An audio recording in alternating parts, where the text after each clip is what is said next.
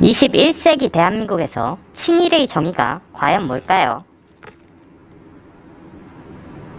자, 오늘도 한의학 얘기를 하려다가 요새 나라 돌아가는 꼴을 보니 도저히 답답해서 한마디 하려고 영상을 찍어봅니다.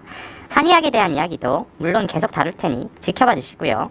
요새 친일이니 토착외군이 하는 이야기가 자주 들리죠. 자, 친일 하는데 친일이라는 말을 좋아하는 사람들이 생각하는 친일이란 게 과연 무엇일까요?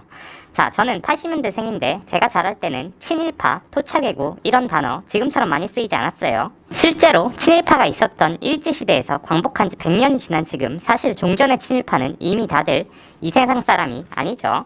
그럼 100년이 지난 지금 왜 친일이라는 단어가 이렇게 뜨거운 감자가 되었을까요? 저는 이 친일이라는 단어를 띄운 세력과 의도가 분명히 존재한다고 생각합니다. 그렇지 않고서는 이런 정치적인 단어나 사상이 자연스럽게 유행할 수는 없는 거예요.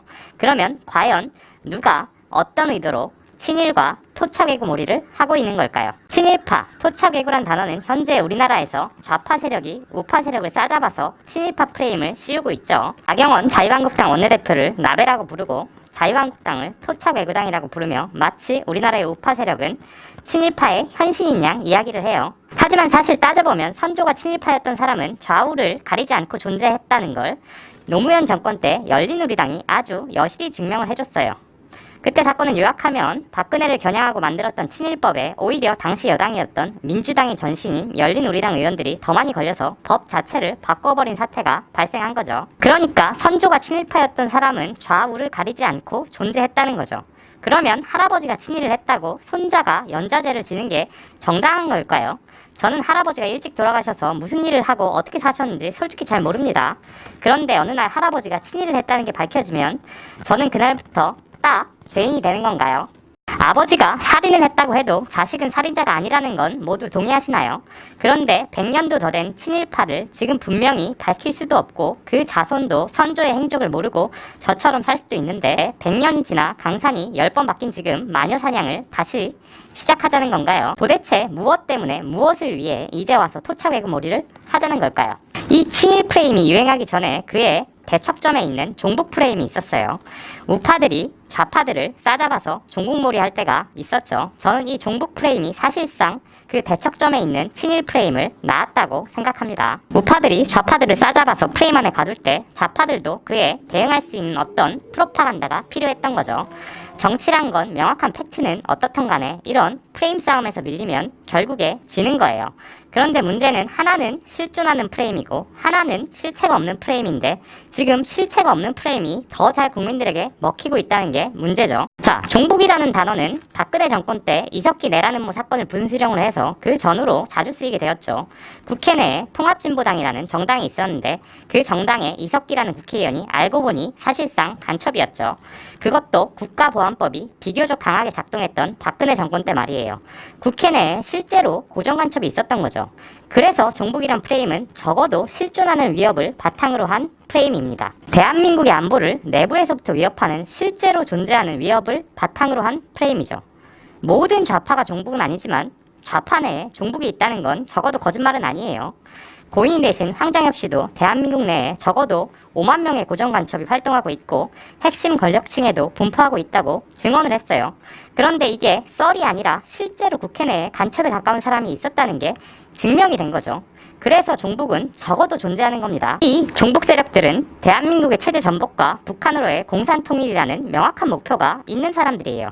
아주 목적적으로 움직이는 사람들이지만 정체를 밝히지 않을 뿐이죠. 마피아 게임할 때 마피아가 본인 보고 마피아라고 하지 않는 것처럼요. 지금 정권의 실세들도 한때 주체 사상을 공부했던 주사파 출신들이 많은 건 팩트죠. 전향을 했는지 안 했는지 모르겠습니다만 이분들 중에 마피아가 없으리란 법이 있을까요?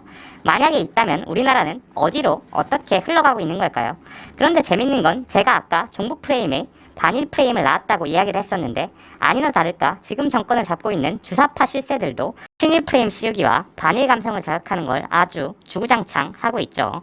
소녀상 세우기, 위안부 합의 파기하기, 대통령이 직접 나서서 일본은 동맹이 아니라고 선언하기 등등. 아까도 얘기했지만 선조가 친일파인 건 좌우를 가리지 않으니 우파 정당만 매도할 수 없고 선조가 친일파라고 해도 그 자식들에게 죄를 물을 수는 없어요. 그러면 과연 친일파의 정의가 뭘까요? 일본 여행 가는 사람은 친일파일까요? 일본 물건을 사는 사람이 친일파일까요? 그러면 일본인과 결혼한 사람은 국적을 박탈해야 하나요? 자, 21세기 대한민국에서 친일파라는 건 따지다 보면 실체가 없는 겁니다. 반면 종북은 적어도 실존하는 위협이죠. 고정 간첩도 존재하고 실제로 국회 내에도 있었죠. 그런데 친일이라는 건 정의 자체를 내리기가 힘들어요. 정의를 내릴 수가 없는데 누가 누구 보고 친일파라고 할 수가 있는 겁니까? 친일 청산을 얘기하는 문재인 대통령도 딸은 일본 대학으로 유학 보내시는데 그것도 그렇게 따지면 친일행위 아닌가요? 자, 이렇게 친일이라는 건 따지면 따져볼수록 실체가 없어요. 이성은 없고 감성만으로 존재하는 단어입니다. 그런데 지금 나라 전체가 감성주의에 빠져서 정신을 못 차리고 있죠. 집권 여당이 대놓고 앞장서서 주도하고 있으니 사실 무리도 아니에요. 자, 지금 대한민국은 100년 전 일제시대 때 친일파 망령들에게 이끌려 나락의 길로 빠지고 있는 게 너무나도 여실히 보입니다. 정치, 경제, 안보, 외교 모든 게 엉망이고 회복될 기미도 보이지 않고 있죠. 저는 정치 유튜버가 아닙니다만 국민의 한 사람으로서 안타까운 마음에 영상을 한번 올려보았습니다. 부디 대한민국이 다시 날아올 수 있는 그날이 다시 오기를 기원합니다. 오늘 영상 한 줄 요약. 실존하는 종북이 실체 없는 친일을 만들고 사람들은 허상과 싸우고 있다.